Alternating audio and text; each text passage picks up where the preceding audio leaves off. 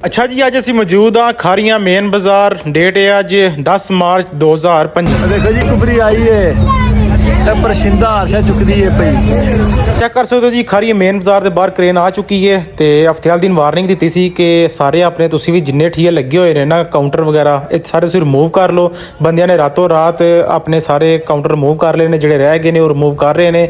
ਤੇ ਉਸ ਤੋਂ ਬਾਅਦ ਅੱਜ ਕ੍ਰੇਨ ਲੈ ਕੇ ਬਾਜ਼ਾਰ 'ਚ ਵੜ ਆਏ ਨੇ ਤੇ ਜਿੰਨੇ ਵੀ ਸਾਰੀ ਜਗ੍ਹਾ ਖਾਲੀ ਹੋ ਚੁੱਕੀਆਂ ਨੇ। ਇੱਥੇ ਪਹਿਲੇ ਕਾਊਂਟਰ ਲੱਗੇ ਹੁੰਦੇ ਸੀ, ਚੈੱਕ ਕਰ ਮੇਨ ਬਾਜ਼ਾਰ ਖਾਰੀਆਂ, ਰੇਹੜੀ ਬਾਜ਼ਾਰ ਖਾਰੀਆਂ, ਇੱਥੇ ਸਾਰਾ ਕਵਰ ਸੀ। ਇਹ ਜਗ੍ਹਾ ਤੇ ਠੀਏ ਵਗੈਰਾ ਕਾਊਂਟਰ ਲੱਗੇ ਹੋਏ ਸੀ ਤੇ ਹੁਣ ਕ੍ਰੇਨ ਆ ਚੁੱਕੀ ਹੈ ਤੇ ਬੰਦੇ ਆਪਣੇ ਨੂੰ ਸਮਾਨ ਜਿੰਨਾ ਸਮੇਟਣ ਹੋ ਰਿਹਾ ਸਮੇਟ ਰਹੇ ਨੇ। ਤੇ ਚੈੱਕ ਕਰ ਸਕਦੇ ਹੋ ਆਪਰੇਸ਼ਨ ਸਟਾਰਟ ਹੋ ਚੁੱਕਿਆ ਹੈ। ਇੱਥੇ ਥੜੇ ਬਣੇ ਹੁੰਦੇ ਸੀ, ਇਹਨਾਂ ਉੱਤੇ ਕਾਊਂਟਰ ਬਣੇ ਨੇ, ਨਾਲ ਲੱਗੇ ਹੁੰਦੇ ਸੀ, ਖਾਲੀ ਤੇ ਹੋ ਚੁੱਕੇ ਨੇ, ਲੇਕਿਨ ਜਿਹੜੇ ਰਹਿ ਗਏ ਨੇ ਉਹ ਹੁਣ ਕ੍ਰੇਨ ਵਾਲੇ ਆਪਣੀ ਮਦਦ ਦੇ ਨਾਲ ਇਹ ਸਾਰਿਆਂ ਨੂੰ ਰਿਮੂਵ ਕੀਤਾ ਜਾ ਰਿਹਾ ਹੈ।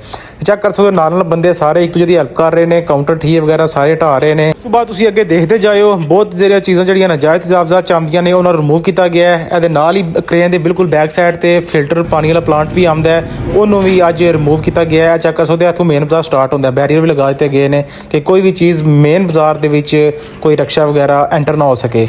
ਤੇ ਇਹ ਚੈੱਕ ਕਰ ਸਕਦੇ ਹੋ ਇਹ ਥੜਿਆਂ ਦੀ ਬੈਕ ਸਾਈਡ ਤੇ ਜੀਟੀ ਰੋਡ ਆਉਂਦਾ ਹੈ, ਜੀਟੀ ਰੋਡ ਦੇ ਨਾਲ ਸਾਰੀ ਲੋਕੇਸ਼ਨ ਹੈ ਤੇ ਉਹ ਪਿਛਲਾ ਪਾਣੀ ਵਾਲਾ ਪਲਾਂਟ ਨਜ਼ਰ ਆ ਰਿਹਾ ਨਾ, ਇਸ ਤੋਂ ਬਾਅਦ ਹੁਣ ਉਹਦੀ ਵਾਰੀ ਹੈ। ਤੇ ਚੈੱਕ ਕਰ ਸਕਦੇ ਹੋ ਇਹ ਆਪਰੇਸ਼ਨ ਇਹ ਸਟਾਰਟ ਹੈ, ਇਹ ਸਟਾਰਟ ਹੋ ਰਿਹਾ ਆਪਰੇਸ਼ਨ, ਇੱਥੋਂ ਸਟਾਰਟ ਕੀਤਾ ਗਿਆ ਹੈ ਤੇ ਬਲਦੀ ਦੀ ਟੀਮ ਵੀ ਸਾਰੀ ਮੌਜੂਦ ਹੈ, ਸਾਰੇ ਅਫਸਰਾਨ ਵੀ ਮੌਜੂਦ ਨੇ।